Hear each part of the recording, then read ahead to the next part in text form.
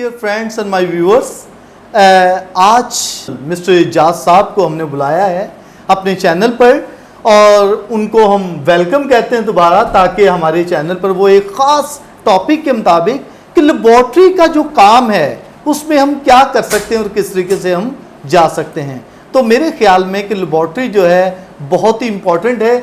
आजकल टेस्ट जो है, हर बीमारी का टेस्ट करना, उसके लिए क्या क्या केमिकल्स होते हैं, क्या टेस्ट होना चाहिए, क्या इम्पोर्टेंट टेस्ट हैं, उसके लिए हम बात करेंगे मिस्टर एजाज के लिए। तो थैंक यू सो मच कि आज हमें फिर आपने टाइम दिया कि लेबॉर्ट्री के हवाले से हम बात कर सकें। जी जी। तो सबसे पहले मैं ये आपसे बात करना चाहता हूँ, ये लेबॉर्ट्री है क्या, इसका मकसद क्या है लेबॉर्ट्री का? Thank you sir max.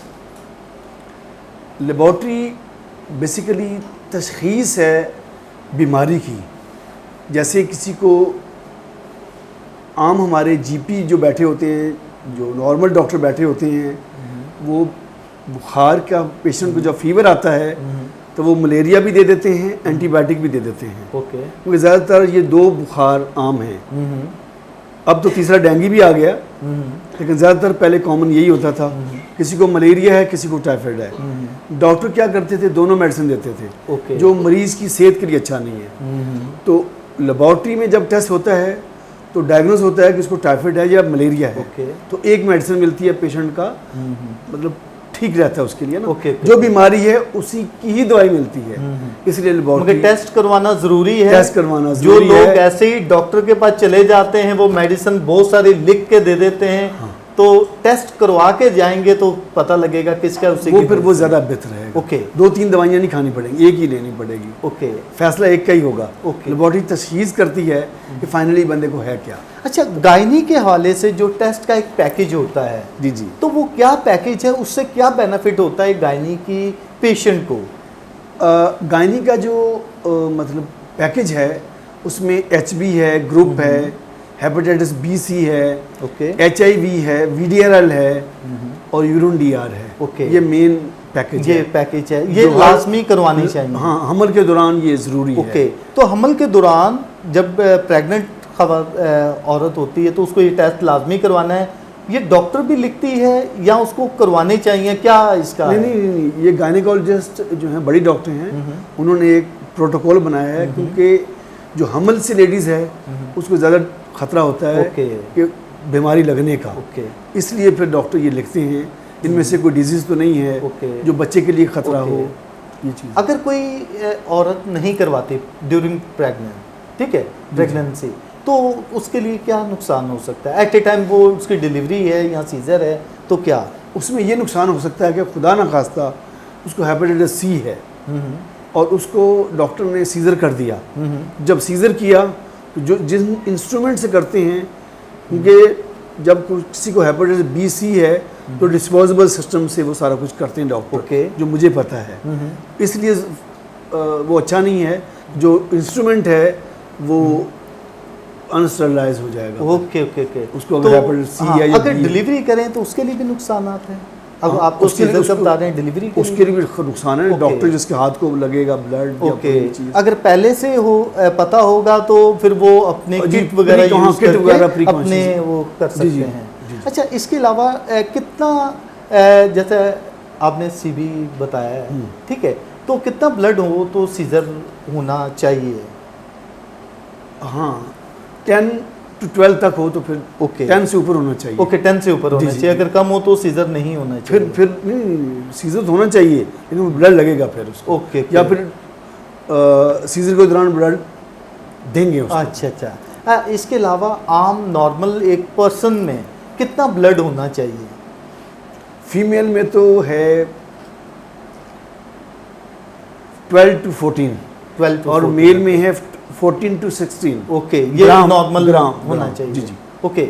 और कम से कम कितना होना चाहिए? ये तो आपने नॉर्मल बताया है। अगर कम हो तो 10 से कम नहीं होना चाहिए। 10 से कम मेल में? नहीं, मेल में तो मतलब दोनों में 10 से कम नहीं होना चाहिए। ओके ओके, कोई लेकिन ना 10 से ज़्यादा हो तो अच्छा है, हाँ, उसकी सेहत के लिए भी अच्छा है। लेडीज के लिए खास अच्छा अच्छा, मर्द का तो ज़्यादातर ब्लड ज़्यादा ही होता है। लेकिन आमतौर पर आजकल कोरोना वायरस जो चल रहा है, जी जी, क्या इसके लिए टेस्ट के लिए क्या है, कैसे हम इसको डायग्नोस कर सकते हैं कि ये कोरोना का पेशेंट है? नहीं डायग्नोज तो उसका कोरोना टेस्ट आ गया ना अब। जी जी, हाँ कोरोना जी, टेस्ट करवाते हैं। जी जी, उसके 2 मेथड हैं, एक डिवाइस मेथड है, एक ओके। PCR मेथड है।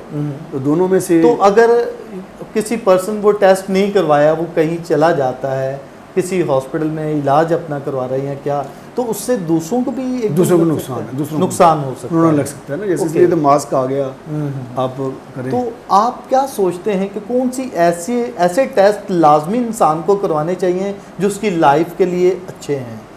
आजकल के हिसाब से तो हर बंदे को शुगर है, हर बंदा जो 40 से ऊपर है, जब 40 से ऊपर है कुछ भी नहीं है ना, फिर भी वो टेस्ट करवाए। अच्छा, 40 से ऊपर लोगों को ज़्यादातर ब्लड शुगर हो रहा है, ओके कोलेस्ट्रॉल भी आम है, ओके, मैदे का अल्सर भी, जो हमें अपना तजर्बा है मेडिकल से, हमारे पास जो टेस्ट ज़्यादातर आ रहे हैं मैदे के अल्सर, शुगर और ये जो हेपेटाइटिस वगैरह। अच्छा, इसके ज़्यादा आ रहे हैं लोग, और लोग इसके मरीज़ हैं। हाँ, फिर कोलेस्ट्रॉल बहुत आ रहा है लोगों को, ओके, कोलेस्ट्रॉल 40 एज के बाद ओके, जाता है। कोलेस्ट्रॉल में क्या ऐसे नुकसानात हैं पर्सन के लिए? कोलेस्ट्रॉल बढ़ने से ज़्यादातर मरीज को हार्ट अटैक के मसले आ सकते हैं, ब्लड प्रेशर अच्छा अच्छा अच्छा अच्छा, ब्लड तो उसको प्रेशर। नॉर्मल रखने के लिए अगर उसका ज़्यादा हो गया तो कैसे नॉर्मल कर हाँ, सकते हैं? सबसे अच्छा तो ये है कि अगर मेडिसिन पे नहीं जाएं, ज़्यादा वॉक करें, खाने पीने में चिकनाई कम कर दें, जी। चिकनाई छोड़ दें, फिर आप ओके पराठे छोड़ दें, ओके,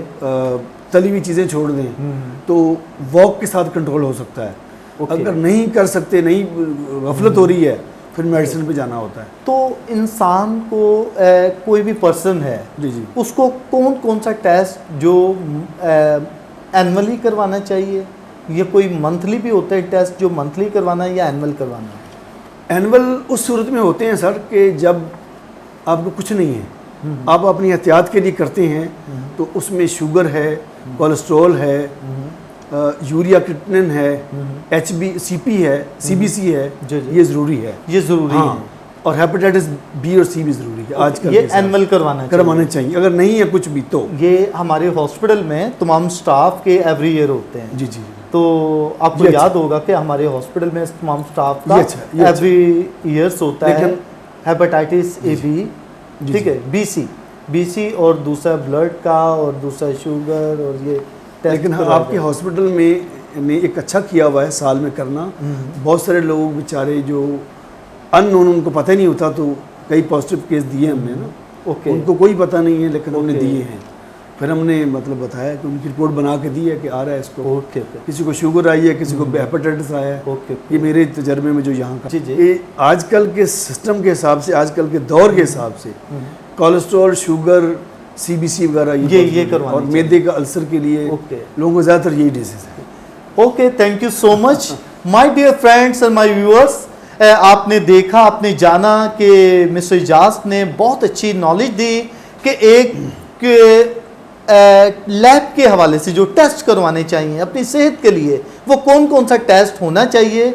एक अगर प्रेग्नेंट खातून है तो उसके लिए कौन सा टेस्ट ज़रूरी है कि उसको करवाने चाहिए, एक आम इंसान है तो उसको कौन कौन से टेस्ट को करवाने चाहिए ताकि उसकी सेहत अच्छे तरीके से रहे।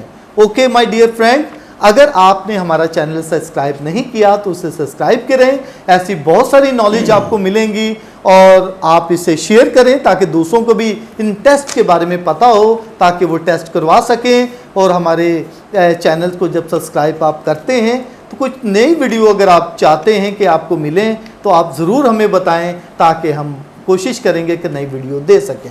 Okay my dear friend and God bless you, thank you so much, thank you so much.